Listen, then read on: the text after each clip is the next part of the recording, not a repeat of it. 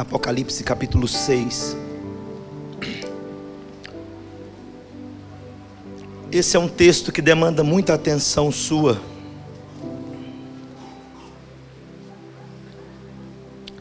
Porque é um texto, talvez um dos mais complicados aí da Escritura, devido às muitas interpretações.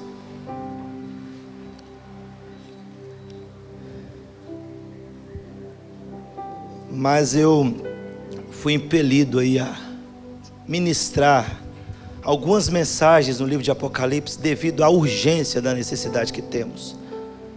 Se você olhar para o cenário que está no Brasil e no mundo, você percebe que nós estamos caminhando a passos largos para o fim. Você percebe que os sinais estão cada vez mais evidentes. Um dos sinais pode estar dentro da sua casa. Um dos sinais pode ser você mesmo. Pode ser que você está tão frio, tão apático, tão indiferente com as coisas de Deus, que você se torna um dos sinais. Pode ser que você não crê mais em nada. Um dos sinais. Quando o Filho do Homem voltar à terra, achará porventura fé na terra. Um dos sinais. O amor de quase todos se esfriará. Um dos sinais. Liga a sua televisão. Um dos sinais. Um aumento grande de falso ensino, falso evangelho, falsos profetas. Liga a televisão e vê fome, guerras, mortes, pai contra filho, filho contra pai. Pastor, eu ouço isso desde a época da minha avó. Essa mensagem é desde a época de Jesus, meu irmão. Então, pastor, então é por isso que você tem que se preocupar. Se fosse desde a época da sua avó, ia demorar um pouco mais. Mas há 2000 anos já começam os últimos dias. E os sinais estão ficando cada vez mais fortes. Talvez você não sente isso, porque você ainda não foi perseguido. Nenhuma igreja aqui em Maceió foi derrubada pelo governo. Talvez você estivesse morando na Venezuela, nossos vizinhos, você estaria tendo um pouco mais de medo, temor. Mas o fato de não estar acontecendo aqui não quer dizer que não já está acontecendo. Então, vendo esses sinais e vendo a apatia da igreja, pastor, mas eu não estou vendo a igreja apática, a igreja do amigo fulano de tal, 700 pessoas, 800 no culto, pode ter 10 mil, meu irmão. Vai na reunião de oração e depois você me fala. Vai na reunião de oração das igrejas e você vai me falar como está a igreja. Não é no culto, domingo. E a minha oração é para que Deus renove restaure na igreja o princípio da primeira igreja do primeiro século. Eu fui abordado por um moço aqui na cidade, não me lembro quem era, não conheço. Perguntou se eu era pastor, eu falei, era. Eu me lembro agora. Foi um moço que foi fazer um trabalho aqui para a igreja, uma metalúrgica, eu sempre converso com a pessoa que está fazendo trabalho. Ele falou, o senhor é pastor? Eu falei, sou. Ele falou, pastor, sabe o que é a minha dificuldade hoje? Eu falei, o que é? Ele falou assim, porque a igreja hoje não é mais igual à igreja primitiva. Eu falei, você é como a igreja primitiva? É bom que você já conhece seu pastor, né? Eu falei, você é, meu irmão, como a igreja primitiva? Não, pastor, eu tenho isso no meu coração. Eu falei, você reúne todo dia de casa em casa? Você divide seu salário com quem está passando necessidade? Você persevera na doutrina dos apóstolos, na comunhão todos os dias? Você vai todos os dias ao templo? Todos os dias na casa de um irmão fazer um culto? Não, pastor. Eu falei, então não fala da igreja primitiva. Mas a minha oração é para que talvez um dia a gente volte a isso. Talvez os sinais e talvez o cumprimento da abertura dos selos nos leve a viver isso de novo. Mas vamos ler o texto. Apocalipse capítulo 6. Então entendeu a seriedade? Por que eu estou falando sobre Apocalipse? Por causa disso. Nós já pregamos aqui o capítulo 4 e o capítulo 5. Hoje é o 6. Acompanha comigo a leitura. Vi quando o Cordeiro abriu os 7 selos, e ouvi um dos 4 seres viventes dizendo, como se fosse voz de trovão, vem. Vi então, e eis um cavalo branco, e o seu cavaleiro com um arco, e foi-lhe dado uma coroa, e ele saiu vencendo para vencer. Quando abriu o segundo selo, ouvi o segundo ser vivente dizendo, vem. E saiu outro cavalo vermelho, e o seu cavaleiro foi-lhe dado tirar a paz da terra, para que os homens se matassem uns aos outros.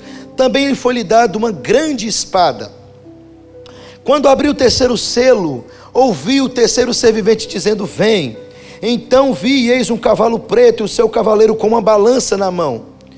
E ouvi um como voz no meio dos 4 seres viventes dizendo, uma medida de trigo por 1 denário, 3 medidas de cevada por 1 denário, e não danifiques o azeite e o vinho. Quando o Cordeiro abriu o 4º selo, ouvi a voz do 4º ser vivente dizendo, vem. E olhei, e eis um cavalo amarelo, e o seu cavaleiro, sendo este chamado Morte, e o Inferno, estava o seguindo. E foi-lhes dada autoridade sobre a 4ª parte da terra, para matar a espada, pela fome, com a mortandade, e por meio das feras da terra. Só até aí, que hoje eu quero ministrar sobre os famosos 4 cavaleiros do Apocalipse. Mas vamos orar primeiro. Senhor, nós estamos diante de uma porção distorcida por muitos, mal interpretada por outros, e aquilo que entendemos, Senhor, talvez a nossa mente limitada, finita, é então que nos faz parar por aqui. Não compreendemos todo o mistério do Senhor, não compreendemos todo o mistério das Escrituras. Então, Senhor, a única coisa que pedimos é que não nos deixe ser levianos na interpretação do texto. Se por acaso houver, Senhor, falhas, será por limitações, mas não nos deixe falhar por negligência, falta de temor e reverência. Nos ajuda. Abra o entendimento da tua igreja, do teu povo. Ministra aos nossos corações nessa noite, em o nome de Jesus. Amém. Preste atenção, para falar desses famosos 4 cavaleiros do Apocalipse, todos conhecem assim, mas na verdade a ênfase é a abertura dos 7 selos. Nós precisamos voltar um pouquinho na mensagem passada. Precisamos entender um pouco o contexto de Apocalipse 5 para entender Apocalipse 6. Mas eu quero trazer a sua memória um pouco mais ainda. Apocalipse 1, 2 e 3 vai ter a apresentação. João vai escrever as cartas às 7 igrejas da Ásia. Lá Cristo vai se apresentar como aquele que está no meio da igreja. Lá Cristo vai se apresentar como aquele que tem toda a autoridade, que tem todo o poder. João está preso na ilha de Patmos por mando do imperador Domiciano, já velho. Ilha de Patmos era um lugar onde os presos militares, políticos, religiosos ficavam. E João então, pastor da igreja de Éfeso, já de idade avançada, todas as portas se fecham. Deus então leva João, e no capítulo 4 ele fala que ele olha e ele é levado em espírito, em êxtase. Logo, toda a interpretação do Apocalipse não pode ser literal.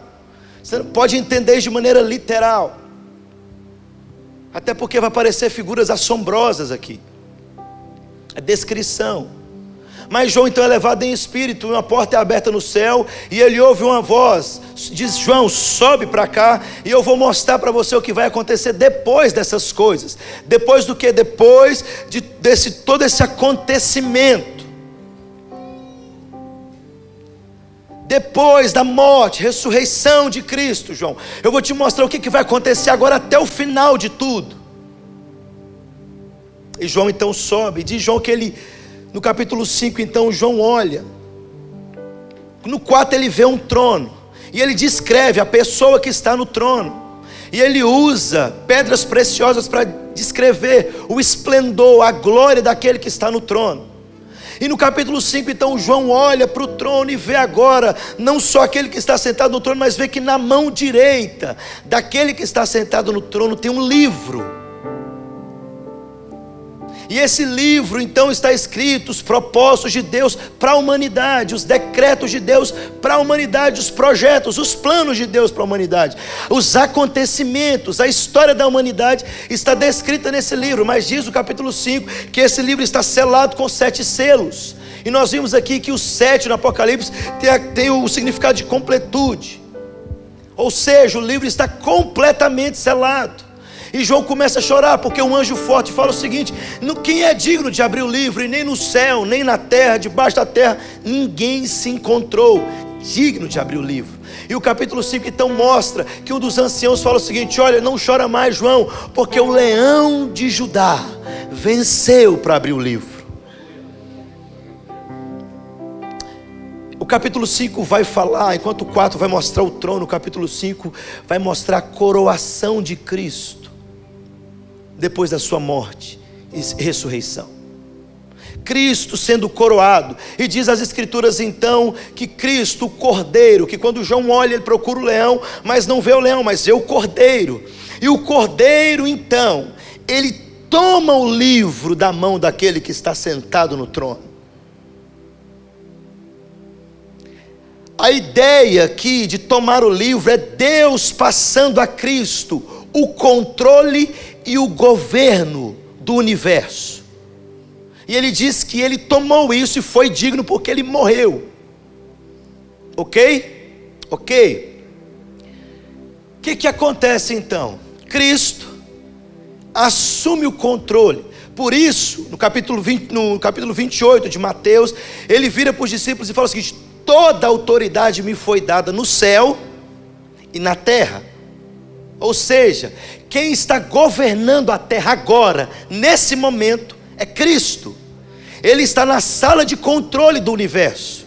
Ele está comandando todas as coisas.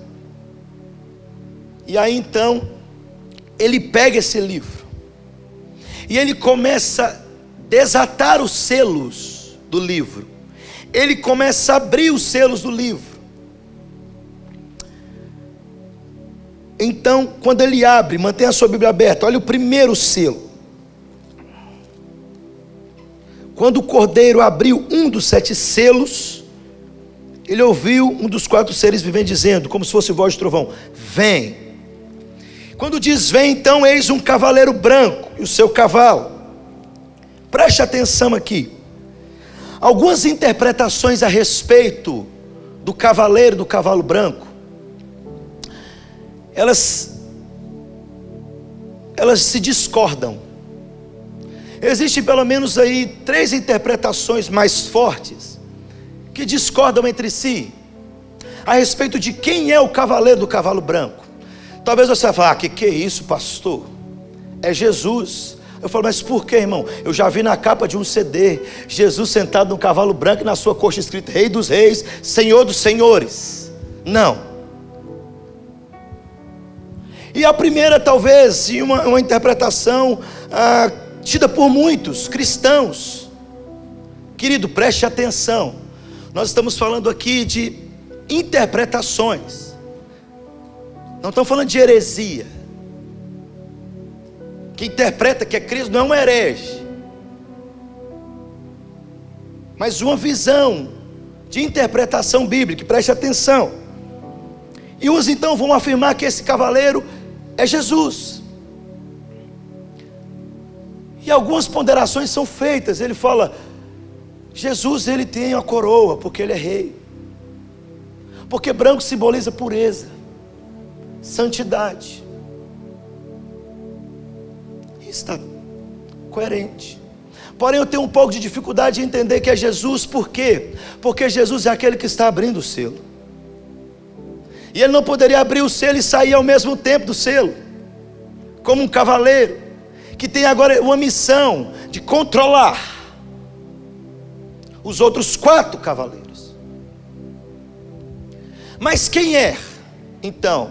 Outros vão falar que é o anticristo, e é uma linha extremamente forte, uma interpretação extremamente forte e predominante, principalmente por aqueles que têm uma orientação conhecida como dispensacionalistas.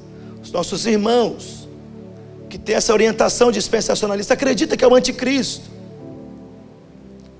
e eles vão falar que é o anticristo porque a palavra que é de governo, é de controle. O anticristo vai querer controlar, governar, e ele vai enganar muitos, vai aparecer como anjo de luz, vai aparecer fantasiado de Jesus, disfarçado de Jesus, para enganar, mas depois ele vai quebrar o pacto da paz, e vai então liberar e começar a perseguir.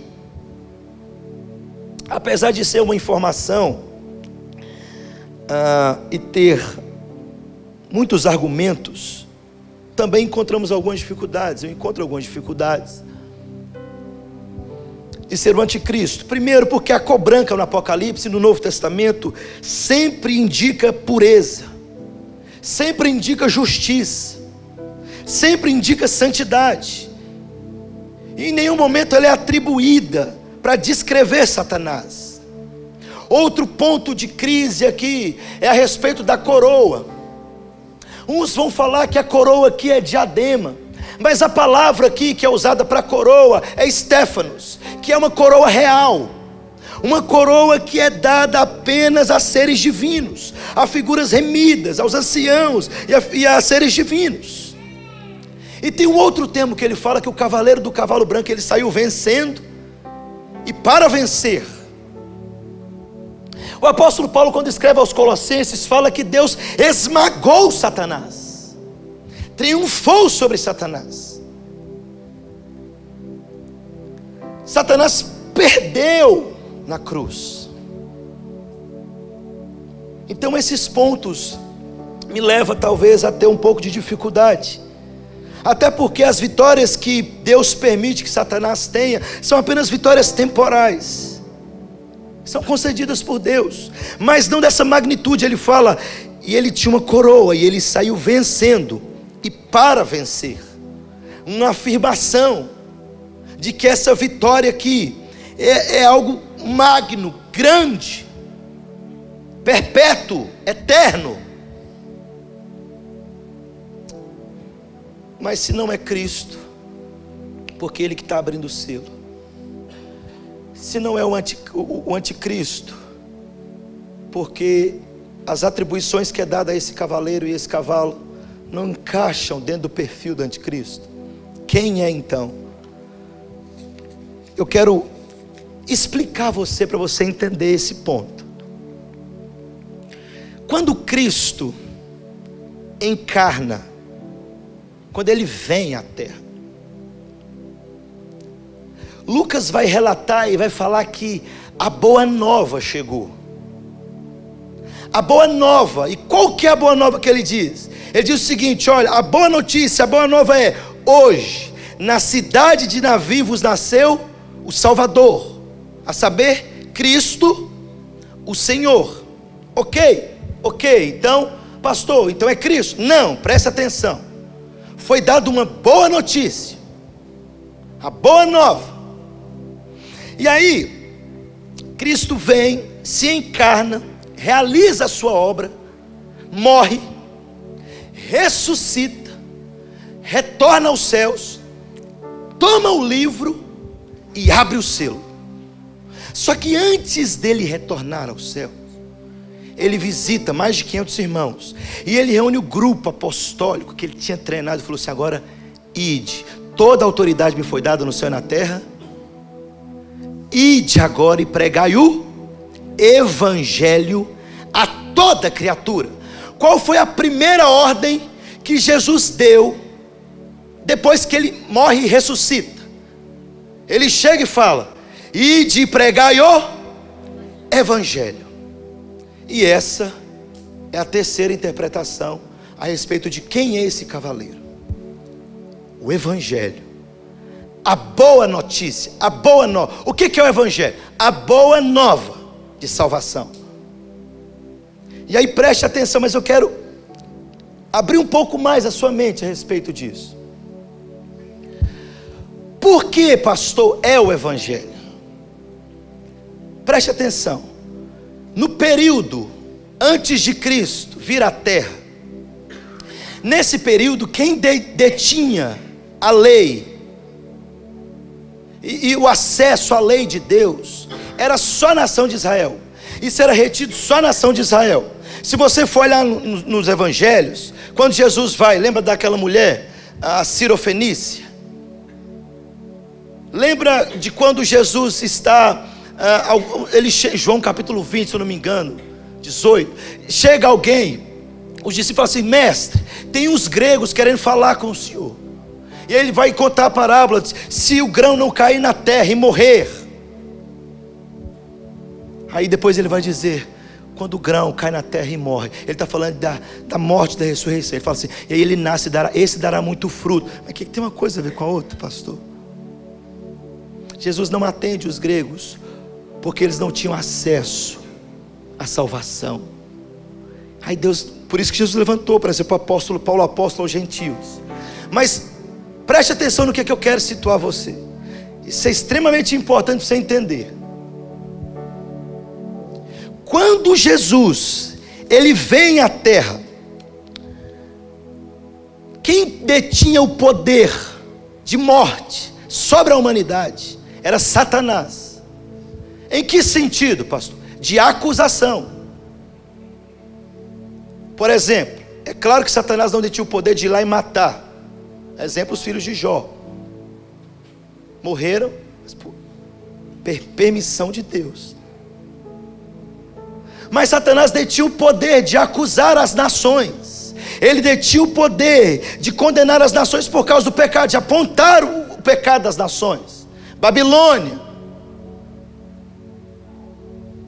os filisteus, moabitas, sírios. Quem detinha esse poder de acusar as nações era Satanás. E aí escute,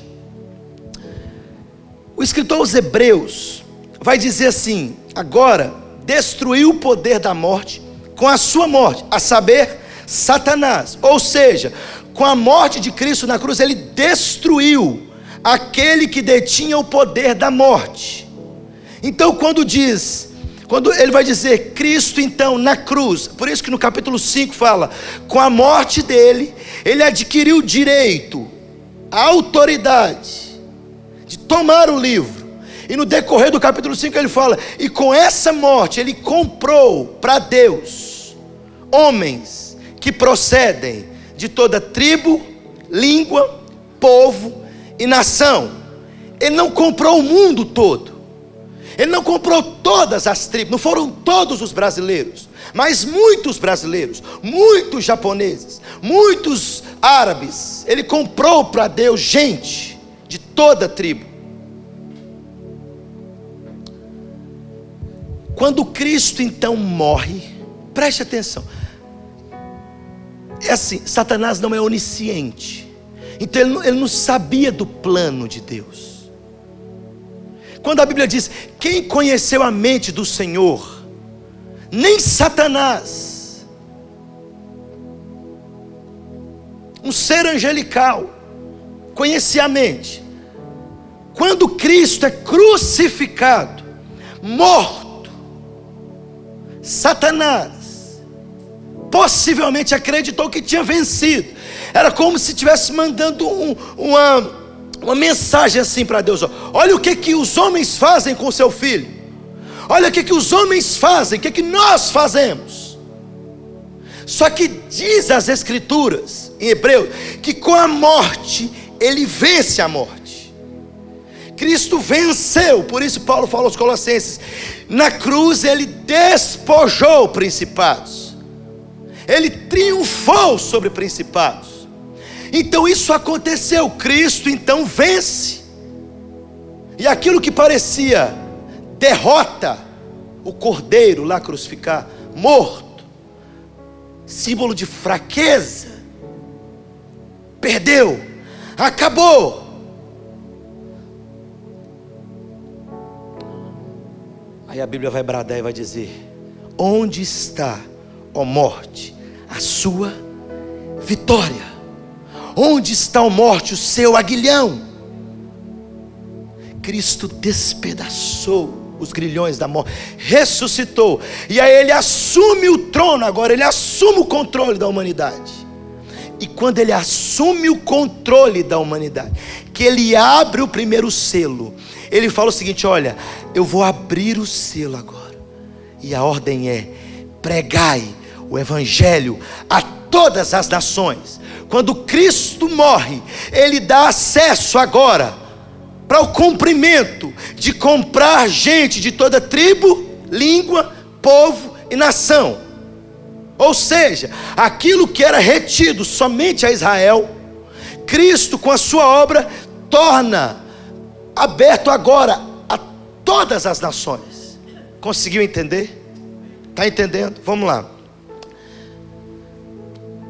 Só que a ordem agora é pregar o evangelho. Qual é o cavaleiro branco? É o tempo da evangelização. É o tempo da igreja, é o tempo da pregação do evangelho. E diz as escrituras então que ele saiu vencendo e para vencer. O que é isso?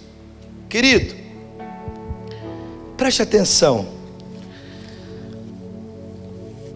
Desde o início da igreja, primeiro século, todos tentam derrotar o evangelho. Tentam parar o evangelho. Quer ver? A igreja está reunida em Jerusalém. Deus enche o lugar onde os discípulos estão reunidos. O Pentecoste acontece. Pedro então sai para pregar. Na segunda pregação de Pedro, diz a escritura que Pedro e João agora são presos, açoitados. Qual que foi a ordem que foi dada para Pedro antes de liberar ele da prisão? Não pregue esse evangelho. Roma, a loucura de Nero, incendiar um bairro, botar fogo em Roma, colocar a culpa nos cristãos, e aí os cristãos são lançados no Coliseu, os cristãos são estacados, decapitados, crucificados. Nero estacava os cristãos. O que é isso, pastor? Vou falar. Nero pegava uma lança de madeira alta e enfiava entre o ânus e saía na garganta do cristão, colocava piche e tacava fogo para incendiar o seu jardim.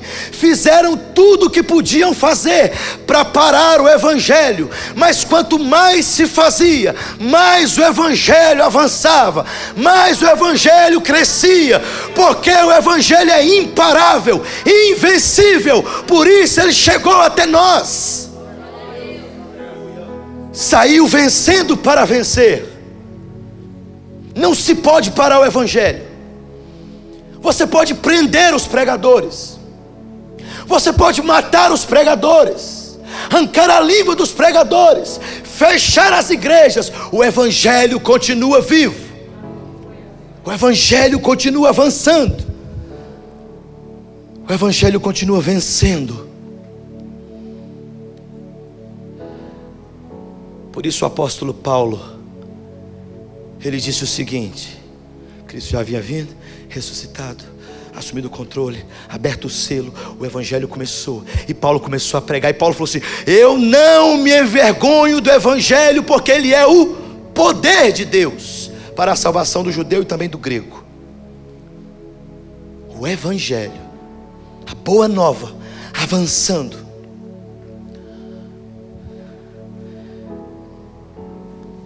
Segundo, versículo 3. Então esse primeiro cavaleiro, o evangelho, a boa nova. Segundo, quando abriu o segundo selo, ouviu o segundo ser vivente dizendo: vem. E saiu outro cavalo vermelho, e ao seu cavaleiro foi-lhe dado tirar a paz da terra. para que os homens se matassem uns aos outros. Assim como no primeiro cavaleiro, o segundo não deve ser visto como algo distante. Pastor, quando isso vai acontecer? Você vai chegar a essa conclusão, como algo no futuro, mas deve ser visto como algo que está em ação agora mesmo. O significado aqui é óbvio, é claro. Esse cavaleiro agora, o segundo selo é aberto, o cavaleiro do cavalo vermelho é liberado para tirar a paz da terra. Do mesmo jeito que o evangelho foi liberado para ser exposto a todas as nações. Que evangelho é? O evangelho da paz. Não é assim que a Bíblia diz? Esse cavaleiro agora vem em sequência para tirar a paz da terra. Ao mesmo tempo que o evangelho está sendo anunciado, existe uma rejeição ao evangelho. Existe aqueles que rejeitam e traz consigo o caos, e como consequência perdem a paz. Aonde o evangelho chega, a cor vermelha aqui vai trazer uma indicação de derramamento de sangue, guerras, conflitos. Ou seja, aonde o evangelho chega, que não foi anunciado ainda, há aqueles que resistem ao evangelho, aqueles que não querem o evangelho, que se levantam contra o evangelho. Preste atenção, o conflito que está sendo retratado talvez aqui no Apocalipse é o conflito entre Deus e Satanás, entre Cristo e o anticristo, entre o Espírito Santo e o falso profeta. É uma simbologia. Qual que é o conflito? O evangelho está sendo levado às regiões que ainda não foram proclamadas, e esse conflito muitas vezes acontece porque leva ao derramamento de sangue. Jesus fala assim em Mateus, palavras dele: não penseis que vim trazer paz na terra. Eu não vim trazer paz, mas espada, porque muitos resistiriam ao evangelho. A primeira consequência contrária ao evangelho foi perseguição ferrenha ao evangelho. Parem o evangelho. Acabar com os homens é muito fácil, irmão. Com o evangelho é impossível. Impossível. E tentaram fazer isso. A cena é aquela da primeira igreja, do primeiro século. Mataram muitos cristãos a fim de parar o evangelho. Quanto mais matava, mais ele avançava, mais ele crescia, mais ele ganhava força. Jesus disse assim também: ouvireis falar de guerras e rumores de guerras. Como resistência ao evangelho. Assim como o evangelho veio, vem aqueles que resistiram ao evangelho, tirando paz da terra. O cavaleiro vermelho atuando no coração daqueles que estão resistindo ao evangelho, tirando paz da terra. Terceiro, olha aí, versículo 4, versículo 5. Quando abriu o terceiro selo, ouviu o terceiro ser vivente dizendo: vem. Então eis um cavalo preto e o seu cavaleiro com uma balança na mão. Ouvi uma voz como voz do meio dos quatro seres viventes dizendo: uma medida de trigo por 1 denário, 3 medidas de cevada por 1 denário, e não danifiques o azeite e o vinho. Esse cavaleiro é conhecido como o cavaleiro da fome. E o fato é ilustrado claramente pelas balanças aqui, de medir o peso dos alimentos, e pelos preços altamente inflacionados aqui. Preste atenção. Deixa eu te explicar. Esse cavaleiro sai, e ele diz para você entender aqui que ele é da fome. É só você entender essa fala de um que saiu do meio dos 4 seres viventes. Uma medida de trigo por 1 denário. Se você voltar nas parábolas que Jesus ensina, e eu já ministrei essa parábola aqui, 1 denário equivale ao salário de um dia de trabalho. Um diarista hoje, Um pedreiro, vamos botar aí o quê? A diária, R$100. Os meia colher, 70. Se for igual nós, não, é 100, né, Paulo? Um dia de trabalho, R$100, ok? O que ele está falando? Que esse cavaleiro, ele lança sobre a terra agora fome, por quê? A inflação dos alimentos. Você vai trabalhar um dia e vai com R$100, e o que você vai conseguir comprar no supermercado é 1 quilo de farinha. 1 quilo de farinha no supermercado, você traz com R$100, trabalhou um dia para 1 quilo de farinha, no outro dia você trabalha por quê? De açúcar.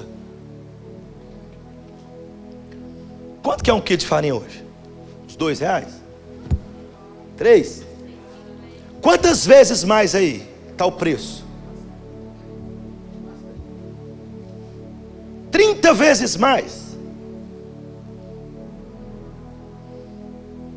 Aí ele vai dizer, quando ele vai dizer assim, 1 denário por 3 medidas de cevada, ou seja, um denário por 1 medida de trigo, e 1 denário por 3 de cevada. Ou seja, então, peraí, então vamos fazer um negócio, nós vamos parar de viver com trigo, vamos viver com cevada. Cevada era utilizada antigamente para dar comida para os animais. Com o mesmo valor, R$100, você ia comprar 3 medidas de cevada. Não, agora vamos passar a comer pãozinho de cevada. Foi os pãozinhos que Jesus multiplicou lá, do menino, era pão de cevada, a comida do pobre, muito pobre. Então, traduzindo, você vai gastar 100 conto e 3 quilinhos de farinha. Comida do pobre. A inflação, ou seja, por causa disso, a fome assola a terra. Esse texto, essa mensagem vai transmitir informações importantes, riquíssimas, principalmente para os cristãos que leram ela lá no início, que viviam na cidade de Esmirna, Pérgamo, Tiatira, Laodiceia. Por quê? Nessas cidades tinha uma agremiação, uma associação. Para se fazer negócio, para se comprar, para se trabalhar na cidade e ter os seus recursos, eles tinham que fazer parte dessas agremiações. E essas agremiações, eles faziam festas pagãs. E eles eram obrigados a participar de festas pagãs. Aí você vai entender agora a perseguição, porque a igreja falava assim: não, nós não vamos participar dessas festas pagãs. E muitos cristãos saíam dessas cidades para não morrer de fome. Por quê? Quem não participasse desses grêmios, não, se fosse empresário, não conseguia fazer negócio. Se fosse empregado, perdia o seu emprego. E começavam a viver às margens da sociedade. Começavam a mendigar e passar fome.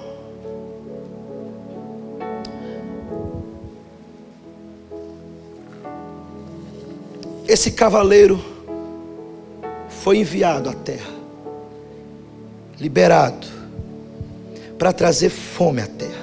Mas tem um trecho aqui, ele vai dizer: e não danifique o vinho e o azeite e o vinho. O que ele queria dizer com isso? Esses alimentos eram alimentos mais luxuosos daquela época. Esses alimentos não estariam afetados, mas também esses alimentos não estariam disponíveis, senão para as pessoas muito ricas. Querido, se eu estivesse pregando numa igreja da Venezuela hoje, eles iam entender o que eu estou falando. A fome assolando, as pessoas não têm o que comprar, e com um pouquinho de dinheiro que elas têm, elas não conseguem comprar aquilo que satisfaça a fome. E o enviado de Satanás, do Maduro, teve a capacidade de queimar comida na frente dessas pessoas.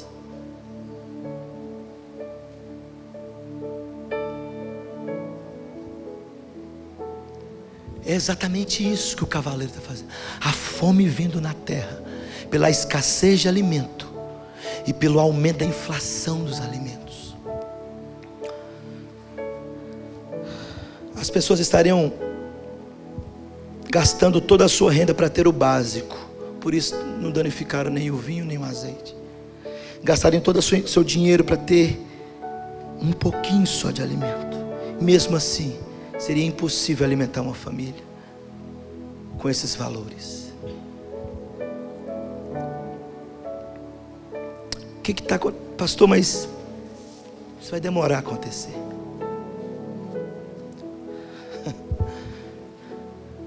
Vocês deram sorte que um governo não ganhou aí no Brasil. Só vocês iam ver daqui a uns anos a corja do Maduro aí dentro. Presta atenção aqui. Se você for para a Índia, lá na Índia, quando algum abalo natural acontece, os cristãos de lá, as pessoas se recusam à assistência para quando acontecem desastres naturais. Geralmente não é cedida aos cristãos. Geralmente os cristãos não recebem ajuda. Eles se recusam a ajudar os cristãos. Por quê? Se o cristão não ceder ao sistema social do governo e religioso, eles passam fome. Abalos sísmicos, catástrofes que levam o povo à fome. Um governo sem Deus, anti-Deus, vai criar leis, irão criar leis, aonde ou você nega a fé em Deus, ou você passa fome. Isso já acontece, e isso irá acontecer até a volta de Cristo. Quarto cavaleiro. Quando o cordeiro abriu o quarto selo, ouviu a voz do quarto ser vivente dizendo: vem. Olhei, e eis um cavalo amarelo, e o seu cavaleiro sendo este chamado Morte e o Inferno, e estavam seguindo, e foi-lhe dada autoridade sobre a quarta parte da terra, para matar a espada, pela fome, com a mortandade e por meio das feras da terra. Quem é esse cavaleiro? Aqui usa-se a palavra amarelo, porque é o mais próximo que a tradução em português conseguiu trazer da cor. Mas do grego traz a ideia de algo pálido. É um verde amarelado. Vou trazer uma cor para você entender. Você já foi num velório? Você já olhou para o defunto? Ele fica sem cor, não é? É aquela cor, aquela mistura de meio amarelado. Aí quando é um parente que você gosta muito, você fala assim: ô pastor, eu olhei lá no caixão, ele estava até coradinho, nem parecia que estava morto. Todo mundo fala isso, irmão, que a gente não quer mesmo que estivesse morto. Mas aquela cor pálida, sem vida, de morte, de doente. E é essa a ideia do grego aqui, o amarelado aí. Quem é esse cara? São forças satânicas sobre o governo supremo da sala do trono. Quem está na sala de controle? Cristo. Ele que libera o cavaleiro, ele que abre o selo. E aí é muito importante você entender que é Cristo que está mandando isso, irmão. O termo geral aqui vai trazer essa ideia. O que esse cavaleiro vai fazer? Com a ideia de morte aqui, refere-se provavelmente à peste, doenças. E diz que esse cavaleiro vem acompanhado pelo inferno. A palavra inferno aqui é o grego Hades. É a palavra Hades, que não é sepultura. É o lugar onde o morto ímpio vai ficar até a segunda vinda, sendo atormentado ali também. É o Hades. E ele vem acompanhado pelo Hades. O que significa? Quer dizer que a morte faz as suas vítimas e o Hades vem recolhendo as suas vítimas. Diz o texto aqui que a esse cavaleiro foi dada autoridade sobre a quarta parte da terra para matar a espada. E a espada, que agora é aquela espada do gladiador romano, do soldado romano, é a espada de guerra, liberando guerra sobre os povos, morte sobre os povos. Mas diz que esse cavaleiro vai matar não só pela guerra, vai ser pela fome e com a mortandade. A mortandade aqui, talvez algumas traduções vão trazer a ideia de doenças, pestes. Um dos meios de tirar a vida que foi dada a esse cavaleiro, a guerra. Cristo é assunto aos céus, abre o selo. Quando ele libera esse cavalo amarelo, foi dado a esse cavalo amarelo, mas preste atenção, foi dado a ele a autoridade para matar. Foi dado, ele não tinha essa autoridade. Isso quer dizer o quê? Isso me mostra uma doutrina chamada a soberania de Deus. Ele continua controlando. A autoridade foi dada por ele. Foi permitido por Cristo, esse cavaleiro, matar pela espada. Quarta parte da terra.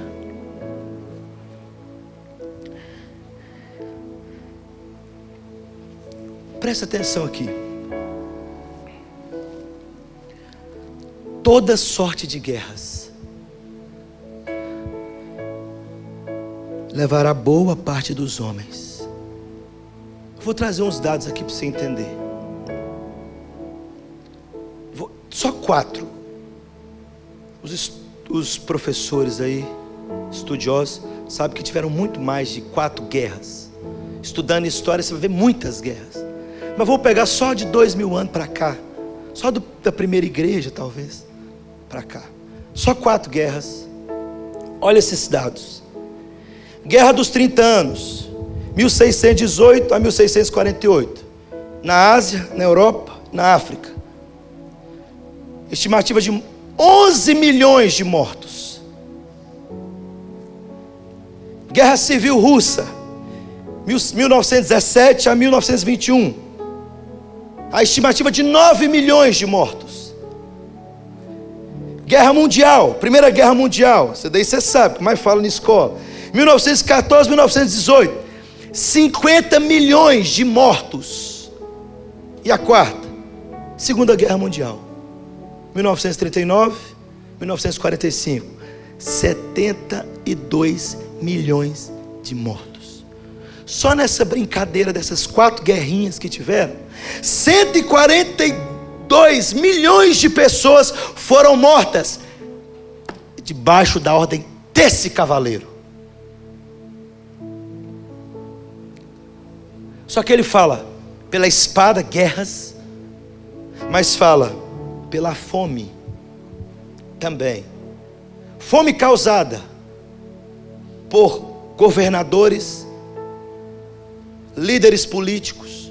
Fome causada por catástrofes. Fome causada por inflações. Mas preste atenção, não vou dar muito dado não. A Organização Mundial das Nações Unidas afirma que cerca de, hoje, 24 mil pessoas, não é que passa fome, morrem de fome por dia no mundo. Depois você procura esse dado. 24 mil pessoas morrem por dia de fome no mundo. A Organização das Nações Unidas fala que 9 milhões de pessoas morrem de fome por ano no mundo. Hoje. Isso quer dizer que nesse dia hoje, 24 mil pessoas morreram com fome. Como eu não aguento, o que a igreja está fazendo? O que o evangelho está fazendo? Sabe o que estão fazendo com o primeiro cavaleiro, o branco? Sabe o que os pastores estão fazendo? Enchendo os bolsos de dinheiro.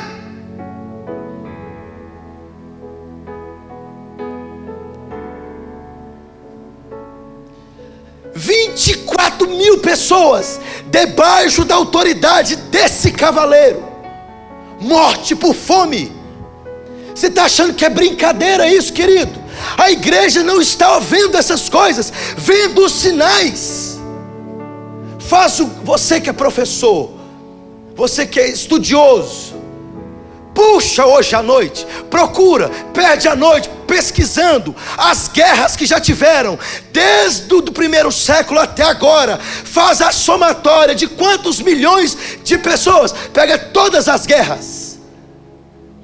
Você vai ver se o cumprimento, se o que está escrito não está acontecendo. Você vai ver que o Apocalipse é atual, que está se cumprindo, que o céu está aberto e o cavaleiro está atuando no mundo.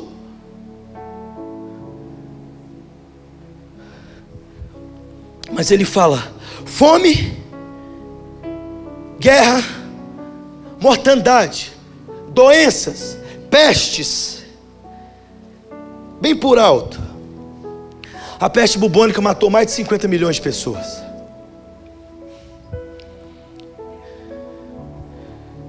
A tuberculose, segundo a Organização Mundial de Saúde, matou 1 bilhão de pessoas. A varíola, 300 milhões de pessoas. Anos passados, né? O sarampo, preste atenção, o sarampo mata 6 milhões de pessoas por ano. Doenças, pestes, e a pior de todas, atual, a AIDS matou 22 milhões de pessoas, e hoje existem 70 milhões de pessoas que têm o vírus da AIDS. Está vendo os sinais? Os selos sendo abertos. Já está acontecendo. Há 2000 anos atrás abre-se o selo, o evangelho chega a todas as nações. Na sequência disso então vem a perseguição, morte. Os cristãos têm que morar em comunidades, repartindo tudo entre si. Cristãos das cidades tendo que mudar de cidade, senão ia morrer de fome. Não conseguia fazer negócio, não conseguia comprar, perdia os seus empregos. Os cavaleiros já estão atuando no mundo.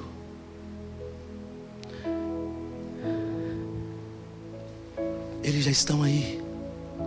Os sinais já estão aí, meu irmão. Continua assistindo Faustão no domingo. Não vai para a igreja não. Continua assim. Continua brincando. Será que você não está vendo? Para de dar desculpa. Os sinais estão aí. O rei está às portas.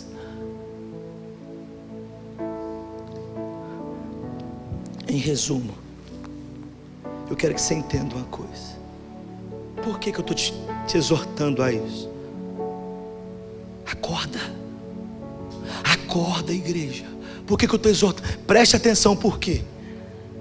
Com a morte e com a ressurreição de Cristo, Ele assume o controle do universo. E Ele fez dessas forças mundiais seus agentes para executar os seus propósitos de santificação e de juízo, para o progresso do reino.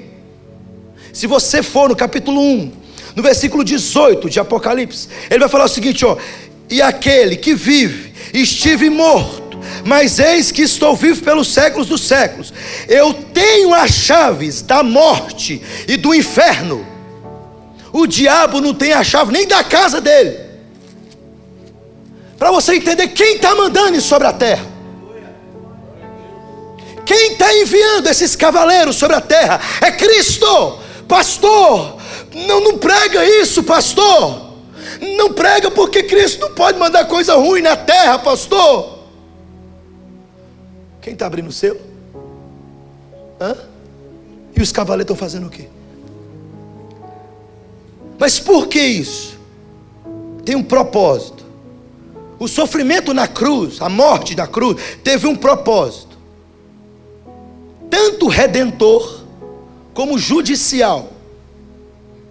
Você quer ver? Quando ele fala da cruz e da morte, fala que Cristo pegou uma cédula, um documento judicial que era contra nós, cravou na cruz. Está pago. Sabe como é que ele usou a palavra pago? Tetelestai, está consumado. Dívida paga. Só que, do mesmo modo que os sofrimentos, do mesmo modo que o sofrimento de Cristo teve esse poder, do mesmo modo agora o nosso sofrimento, os sofrimentos da igreja, do povo e os sofrimentos da humanidade ao longo dessa era tem um objetivo: redentivo e judicial.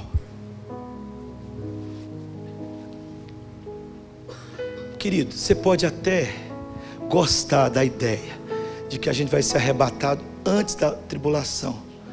Talvez você não passe, que você vai morrer antes, mas a igreja vai passar. Os cavaleiros já estão atuando. A morte já acontece. As guerras já acontecem. As epidemias já acontecem. As coisas já estão acontecendo.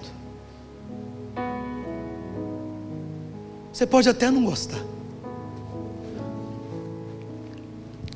Bom, se ele submeteu Paulo, Pedro, João, Tiago, homens muito melhores que nós, a isso, acho que não vai ser a gente que vai falar, não, mas eu gosto tanto dessa igreja. Por quê? Vou te explicar por quê.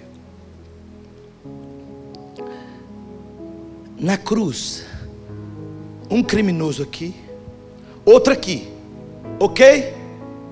Foi essa cruz que o Senhor Jesus morreu, não foi? A do meio, tinha um criminoso lá do outro. Isso. O que estava acontecendo? Preste atenção para você entender. Por que tinha um propósito? Um dos criminosos crucificados com Jesus foi convertido por meio do seu sofrimento, enquanto o outro, pela mesma circunstância, pelo mesmo sofrimento, foi endurecido. Pastor, onde o senhor quer chegar? Eu quero chegar naquela fala que muitos falam assim: esse Deus aí, pastor, eu não quero. Sabe por quê? Como eu posso querer um Deus que envia espada e guerra sobre a terra? Como eu posso querer um Deus que permite a fome destruir a terra? Como eu posso? O meu Deus não vai deixar, pastor. O meu Deus não é assim. Eu quero te dizer, meu irmão, o seu Deus não é o das Escrituras. Por quê? O mesmo sofrimento que um creu nele, o outro não creu nele, na mesma circunstância. E a fala de um para o outro foi: nem nós dois, estando debaixo da mesma sentença, sendo culpados pelo que fizemos, mas este nenhum mal fez, nem assim você teme a Deus. A um ele vira e fala: hoje mesmo estarás comigo no paraíso. O que eu quero dizer? Eu quero dizer que essas coisas que estão acontecendo irá ser instrumento de Deus para chamar o seu povo ao arrependimento. Irá ser instrumento de Deus para provar a sua igreja na fé. Por isso ele fala no evangelho, na vida cristã: ainda não tens resistido até o sangue. Por isso a Escritura vai trazer isso: ser fiel até a morte. A diferença do ímpio para o cristão na tribulação é que Cristo irá os manter no meio da perseguição, porque Ele redimiu. Agora eu quero que você entenda: assim como Jesus, aparentemente na cruz, teve uma derrota, aqui na terra, aparentemente parecerá que os cristãos estarão sendo derrotados. Assim como Cristo pareceu que estava sendo derrotado na cruz, mas foi a maior vitória já alcançada da história da humanidade. Assim também os cristãos terão sua vitória espiritual se não negociarem a sua fé no meio da perseguição, no meio da provação. Na verdade, o que nós vamos poder declarar talvez é o que Paulo declarou aos Coríntios. Ele vai dizer: entristecidos, mas sempre alegres, pobres, mas enriquecendo a muitos, nada tendo, mas possuindo tudo. Por quê, pastor? Romanos 8, versículo 18. Os sofrimentos do tempo presente não podem ser comparados com a glória que será revelada em nós na vinda do nosso Senhor Jesus Cristo. Esse é o Evangelho, irmão. Ele saiu vencendo para vencer. A igreja é o instrumento que Deus usa para a propagação do Evangelho. Você não pode esmurecer. Você não pode parar. Você precisa prosseguir. Por quê, pastor? Aquele mesmo que está abrindo o selo foi o mesmo que comprou a mim e a você pelo seu sangue e os constituiu reino e sacerdote. Capítulo 5 de Apocalipse. E reinarão sobre a terra. Esse é o final da igreja. Reinar sobre a terra. Pastor, então o senhor está querendo me dizer que esses selos já foram abertos? Liga a televisão, jornais, interpreta os selos e você vai ver, eles já estão acontecendo. Os cavaleiros já estão atuando. Mas eu não quero deixar você tão desesperado assim.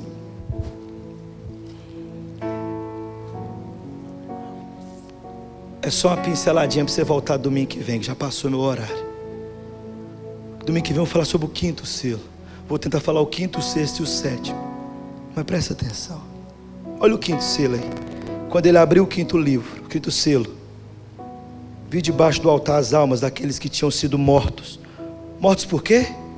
Por causa da palavra de Deus e por causa do testemunho que sustenta. Isso aqui é o quê? Morreu de gripe? Mortos pelo quê?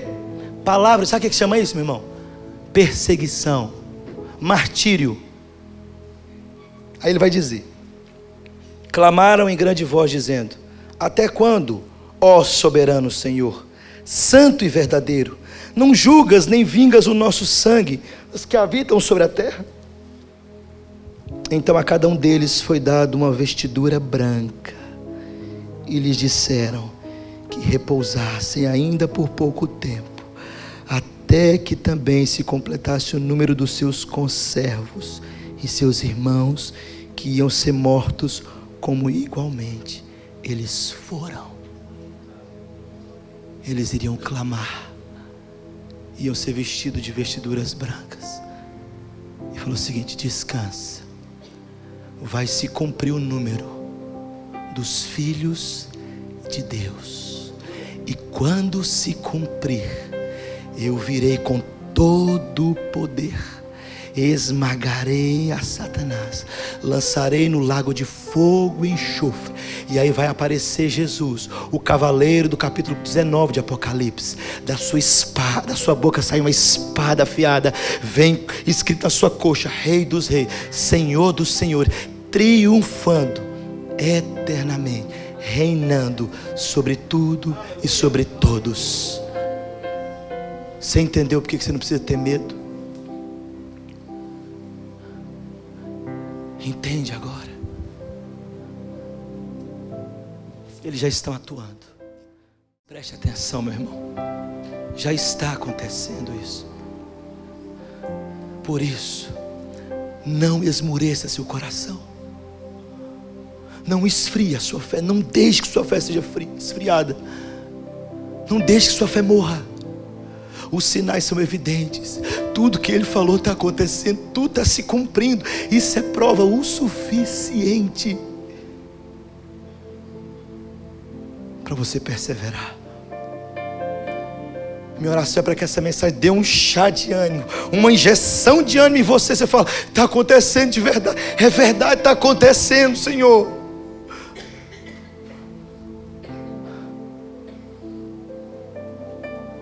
E certamente você estará entre os milhões de milhões, os milhares de milhares, que está descrito em Apocalipse 5, que prostram-se e dizem: ao Cordeiro que se assenta no trono, seja o louvor e a honra e a glória pelos séculos dos séculos.